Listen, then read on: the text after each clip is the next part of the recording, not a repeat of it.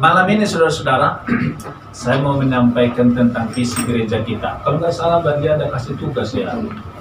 Iya. Padahal sudah disiapkan hadiahnya ya. Minggu depan saja. Ya kan cuma saya yang ingat ya, yang lain nggak ingat. Tapi minggu depan saya kira lebih baik karena pasti hasilnya lebih bagus. Oke. Saudara, visi gereja kita, seluruh gereja di seluruh Indonesia visinya sama. Tahun 2022 sampai tahun 2026 visinya sama, yaitu menjadi gereja yang modern. Katakan sama-sama. Menjadi gereja yang modern.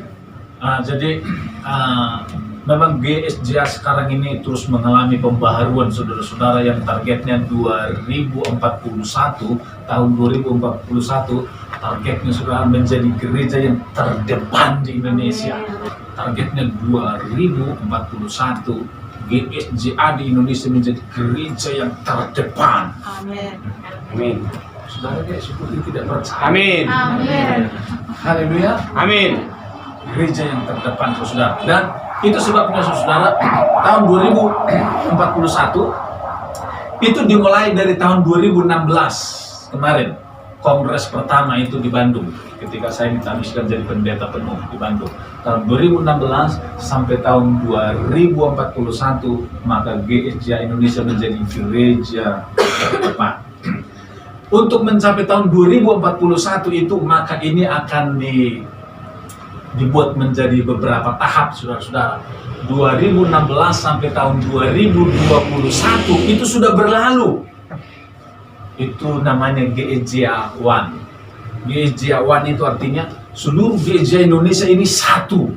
Kalau dulu saudara, GSJ itu sendiri-sendiri, saudara, berjalan sendiri-sendiri, visinya sendiri-sendiri, targetnya sendiri-sendiri, jadi jalan sendiri-sendiri, saudara, di seluruh Indonesia.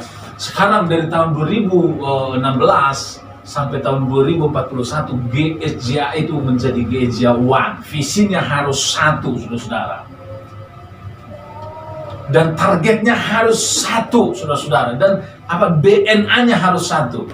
Amin. Gereja di sini, gereja di Pekalongan, di Jakarta, di Sumatera, di Papua, semua DNA-nya sama, saudara-saudara. Amin. Amin. Jadi kalau saudara pulang ke Sumatera, saudara ibadah di gereja, rasanya sama, saudara.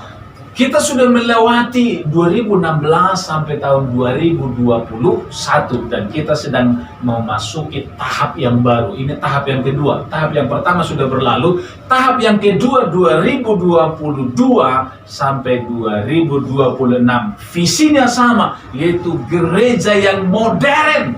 Saudara, bayangannya apa kalau gereja itu modern? Kecanggihannya dalam hal apa saja kalau menurut semua itu apa? Itu Mas Rio belum tahu itu semua itu. Mas Rio apa bayangan yang modern itu sudah seperti apa sih? Serba digital ya, digital. Terus apa lagi? Kalau Winda bayangannya apa? Gereja itu mungkin sering dilihat di YouTube, gimana yang modern itu kayak apa? Apa disco sambil seksi?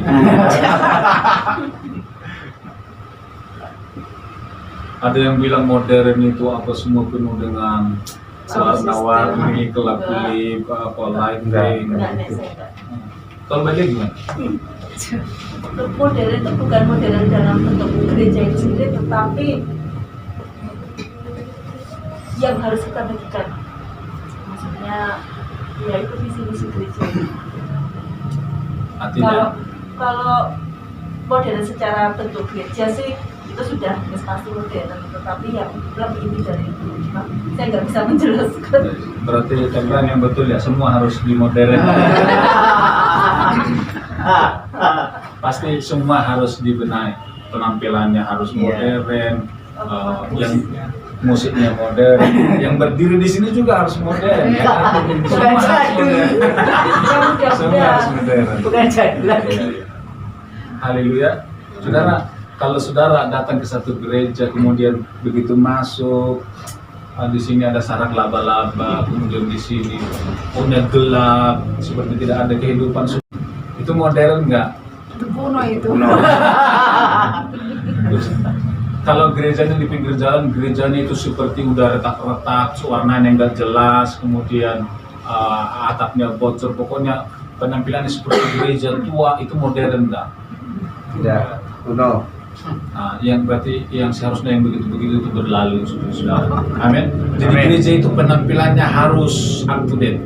Saudara sering nggak melihat gereja itu dari tahun ke tahun? Yang paling sering itu tulisan Merry Christmas. Saudara pergi ke gereja kalau masih ada tulisan Merry Christmas, saudara apa yang ada dalam pikiran saudara? Waktu kita Dari bulan Januari sampai bulan Desember, kembali lagi dari Januari sampai Desember, tulisannya Merry Christmas di situ terus. Bahkan masih ada lampunya. itu menunjukkan Ornamen, Pak. Ini hiburannya kelas. Kalau lampunya sih enggak apa-apa, tapi Merry Christmasnya sampai berubah warna. Saya lihat banyak itu terjadi, saudara. Spanduknya masih di situ. Tema Natalnya masih di sini. Natalnya masih di situ 2020. Padahal dia sudah ada di 2025, saudara. Ini, aduh, berarti tidak ada kehidupan. Itu hanya sekedar melakukan rutinitas, tapi sebenarnya dia tidak sedang on fire. Apa itu lagi? Tidak update. Haleluya. Itu salah satu ciri-ciri gereja yang tidak modern. Penampilan dari luar.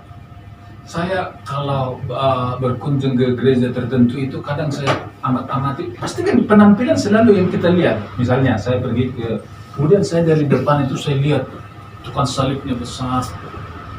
Terus ada logonya. Tapi logonya sudah hampir tidak kelihatan. Logonya hampir tidak kelihatan. Padahal posisi itu strategis dan bagus, penampilannya megah. Tapi dari depan penampilannya kok sudah tidak ada kehidupan. Padahal gembalanya masih muda seharusnya. Kami. Nah, ya, sama kami lah. Saya lihat Modern. saudara, kadang saya berpikir gini, pendetaan yang ada di situ 3 tahun ya, dia baru ditempatkan di situ 3 tahun. Tapi penampilan dari depan masih belum berubah. Jadi saya percaya dia merasa itu biasa. Kenapa? Karena dia sudah biasa di situ. Kalau dia sudah biasa, dia lama-lama menjadi terbiasa. Dia tidak merasa itu menjadi sesuatu yang penting. Tapi lama-lama begitu ada di situ, lama-lama dia jalani hari-harinya, dia jalani lama-lama menjadi terbiasa dan dia menjadi ikut waktu, bukan dia mengubah waktu, tapi dia akan mengikuti situasi. Lama-lama dia merasa biasa.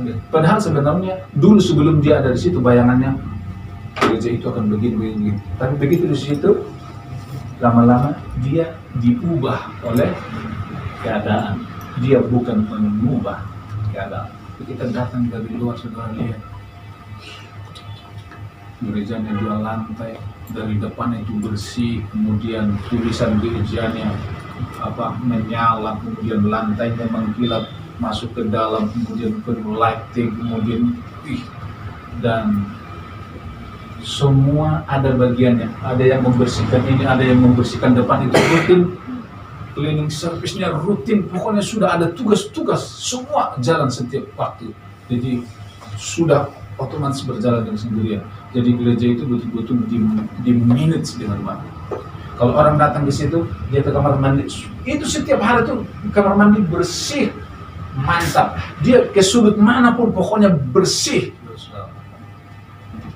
Orang datang ke situ ibadah pasti senang. Nanti kalau kita punya gereja, mestinya harus menjadi gereja yang modern. Itu baru penampilannya, saudara-saudara. Belum lagi dalamnya, saudara ya. Haleluya. Amin. 2022, 2026. Tahun 2026 saya membuat target kita ada 100 jemaat. Kira-kira terlalu berat atau terlalu gampang? 2016. Coba. 2026. Gereja kita ada 100 jemaat. Gampang. 1 tahun 20 juta. Benar? Benar. Nggak ada yang mustahil bagi Tuhan. Muat nggak tempatnya gitu. Nanti kita bikin 2 lantai. Dipikirkan muat nggak tempat. Itu bakal ibadah. Kalau nggak 100 nggak mergapai 1000 ya. Oke, siap. Laksanakan. Dengan catatan ada trik-trik tersendiri. 2026. Berarti berapa tahun dari sekarang? 4 tahun. dari sekarang. 4. Sekarang jumlah jemaat kita ada berapa? 1000. Masih di bawah 3.000. Target kita 2026 100. Amin. Kalau bisa 2024 udah lah jadi. Ya, harapannya. Tapi tahun 2026 kita bisa 100 jemaat itu sudah hebat. Amin. Amin. Kalau satu orang bawa satu, tahun ini, tahun depan kita sudah jadi berapa? 50. Kalau kita hari ini ada 20, tahun depan seharusnya 40. Ya kan? 2 kali lipat. Bawa satu susah apa gampang? Gampang. Kampung terus. Kita harus berpikir seperti Pak Pasari. Amin.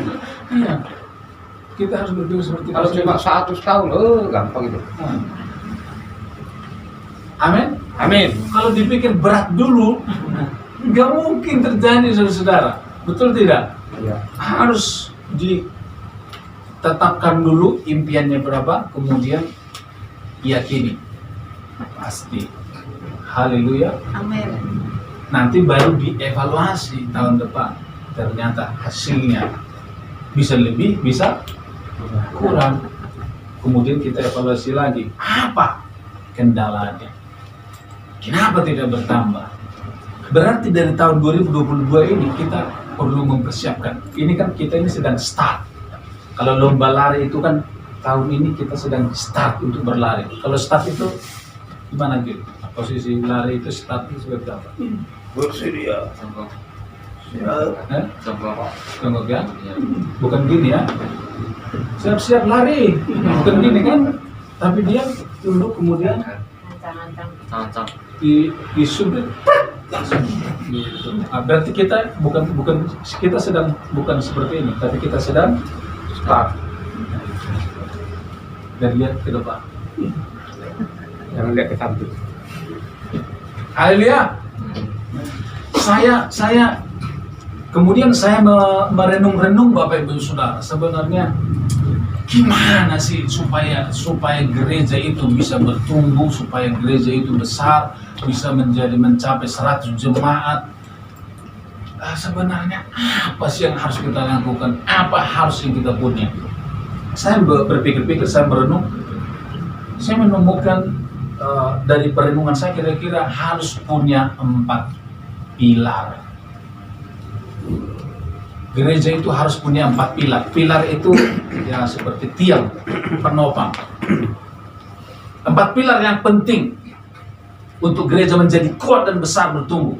Yang pertama, jika jemaat memiliki pribadi yang kuat dan bertumbuh dalam firman. Jika jemaat memiliki pribadi yang kuat dan bertumbuh dalam firman. Itu yang paling pondasi yang paling pertama. Kalau ini jemaat itu tidak bertumbuh dalam firman, tidak mungkin tercapai 100 jemaat. Saudara bisa bayangkan 100 jemaat 2026. Kalau hanya saya yang bekerja membawa 100 jemaat, mungkin tidak tercapai. Tidak mungkin. 2056 dah tercapai. Tidak mungkin tercapai. Jadi saya tugasnya apa? Saya tugasnya untuk menggerakkan kita semua, memperlengkapi kita semua, supaya kita semua berfungsi untuk membawa jiwa supaya target kita tercapai. Bukan saya tidak bekerja mencari jiwa, kita harus menjadi satu tim untuk mencapai tujuan kita. Amin. Amin. Bertumbuh dalam Firman. firman. Ingat ya, bertumbuh dalam firman. Ingat dulu. Kemudian yang kedua, tadi 4 pilar. Yang kedua, jemaat harus kuat di dalam doa dan penyembahan. Apa? Jemaat harus kuat dalam doa dan penyembahan. Jadi gini, saudara, ketika saya ngomong ini, saudara membayangkan sebuah gereja. Bayangkan sebuah gereja, supaya gereja itu menjadi gereja yang kuat, gereja yang berkembang. Saudara membayangkan harus ada di dalam gereja itu, jemaatnya harus bertumbuh dalam firman, haus akan firman, rindu akan firman, mau belajar akan firman. Kemudian yang kedua, gereja itu di dalamnya harus, jemaatnya harus suka berdoa, jemaatnya harus suka menyembah. Amin. Kalau jemaatnya malas berdoa, tidak suka berdoa, tidak suka penyembahan, pasti gereja itu gereja yang tidak hidup. Amin. Amin. Seringkali kenapa tidak ada mukjizat? Karena tidak ada doa. Seringkali tidak ada tanda-tanda mukjizat. Kenapa? Tidak ada kehadiran Tuhan. Kehadiran Tuhan seringkali terjadi ketika ada doa dan penyembahan. Amin. Amin. Gereja-gereja hari ini yang berkembang pesat itu kan gereja-gereja yang alirannya Karismatik. karismatik, penyembahan pada karisma. Karisma itu apa? Karunia Roh Kudus, tanda-tanda mujizat yang luar biasa. Amin. Sudah berapa? 2. Apa yang pertama? Jemaat memiliki pribadi yang kuat dan bertumbuh dalam firman. Yang kedua? Jemaat harus kuat dalam doa dan penyembahan. Yang ketiga, jemaat kuat dalam memberi. Amin. Jemaatnya kuat memberi, suka memberi, tidak pelit, tidak hitung-hitungan, dia suka memberi. Saudara, saya percaya tidak ada beban yang terlalu berat di gereja kita kalau kita semua suka memberi. Kita butuh AC, dia bilang AC dari kami. Wih, Amin. Puji Tuhan. Amin. Amin. Kita butuh mimbar, Mbak Lia kasih mimbar ini. Ini dari Mbak Lia. Amin. Amin. Terima kasih buat Mbak Lia. Amin. Amin. Dan saya percaya ketika gereja kita terus berkembang, membutuhkan jemaat yang suka memberi. Amin. Amin. Barangkali kita kan cuma 5 kali 10. Mungkin 1 tahun itu sudah penuh. Kita tinggal doa dalam nama Yesus sebelah ini, dalam nama Yesus sebelah sini. Kemudian dijual. Kita butuh uang. Kemudian ayo kita sama-sama memberi. Gitu. Bukan saya yang ngomong malah, justru Mbak Lia. Ayo kita sama-sama gitu. Amin. Haleluya. Amin. Amin. Kalau dari gembala itu kan seringkali kan aduh mata duit. Coba sekali-sekali itu jemaatnya bilang, Pak, ini kita harus beli nih. Gitu. Jadi saya ngomongnya enak gitu. Enggak tertuduh saudara-saudara ya. Itu saudara.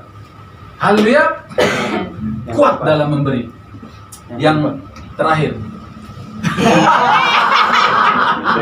Langsung awas. Yang keempat, Yang terakhir ya. durasi.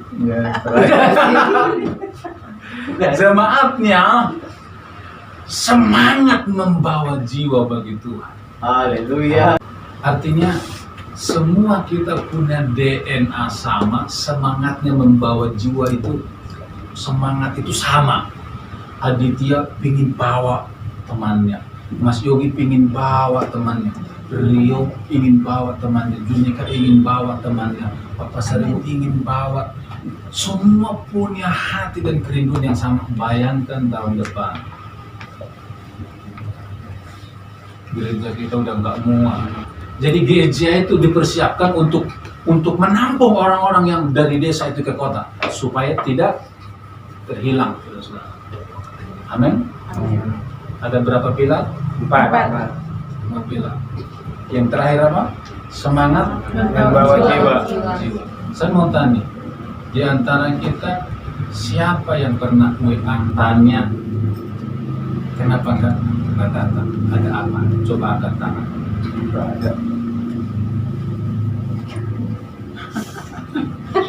itu menunjukkan bahwa kita nggak peduli sama saudara kita. Bahkan yang paling ngeri, nomor WA-nya tidak punya. Itu ngeri. Tidak Haleluya. disimpan. Kita punya grup kan? Kalau saya cek grup di HP masing-masing, saya yakin masih banyak di grup itu tanpa nama. Kenapa? Tidak disimpan, tidak butuh, tidak perlu. Gimana kita mau bertambah jiwa? Yang sudah datang ke sini saja kita tidak pernah tanya. Haleluya. Ini termasuk pondasi untuk mencapai 100. Ini nggak dibenahi, nggak mungkin, saudara-saudara. Saudara, kalau ada satu orang datang ke sini, itu mukjizat loh, saudara. Amin. Amin. Mukjizat. Kalau ada orang mau datang ke sini, itu mukjizat. Jadi kalau datang ke sini satu orang, seharusnya kita semua sama-sama menyambut. Ayo. Intinya jangan pergi lagi di sini. Kita semua dengan cara yang berbeda-beda membuat dia betah di sini, membuat dia cinta di sini. Haleluya. Kalau seperti ini kan, apakah Pak Pendeta tahu? Tahu, saya hubungi dia, saya tanya kenapa begini. Tapi kalau Ko Andi misalnya WA, SMS, pasti dia merasa, ternyata ada orang yang memperhatikan saya. Yang tadinya mungkin dia kesepian di rumah, merasa tidak punya teman, dengan Ko Andi WA, dia bisa jadi berpikir, saya ada orang yang memperhatikan saya. Mungkin Aditya tiba-tiba datang ke sana, terus bawa nasi bungkus. Hal-hal yang seperti itu banyak ada Pak. Bila kita bisa lakukan. Amin. Untuk gereja kuat, bertumbuh. Kalau ini tidak ada, kalau satu di antaranya hilang, gereja itu nampak-nampaknya susah untuk bertumbuh. Amin. 4 pilar. Yang pertama, bertumbuh dalam firman. Yang kedua, kuat dalam doa dan penyembahan. Yang ketiga, Suka memberi. Yang keempat, semangat membawa jiwa. Sebelum kita akhiri, saya mau mengajak Bapak Ibu Saudara untuk menanamkan ini di pikiran kita, di hati kita. Dia nggak langsung. Susah Pak. 4 pilar gereja Pemalang. Siap. 1. Saya bertumbuh dalam firman. 2. Saya suka berdoa dan penyembahan. 3. Suka memberi. 4. Semangat. Bukan begini. Sedikit apa?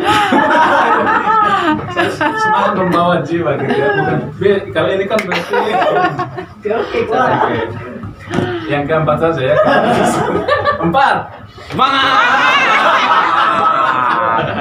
Oke, silakan dulu. Saya mau tes dulu Agil. Siap. 4 pilar gereja Pemalang. Siap. 1. Saya suka bertumbuh dalam firman. 2. Saya suka berdoa dan menyembah Tuhan. 3. Saya suka Anda jangan pergi dulu. 4.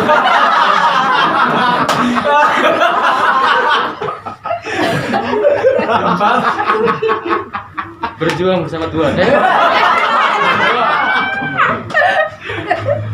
Apa tadi keempat? Berjuang membawa jiwa. Semangat membawa jiwa. Oke. Tepuk tangan teman saya. Yang lain aman, gak usah khawatir. Sudah terbukti melarikan diri. Oke. Mari kita bangkit berdiri bersama-sama. Amin. Randi, pulang.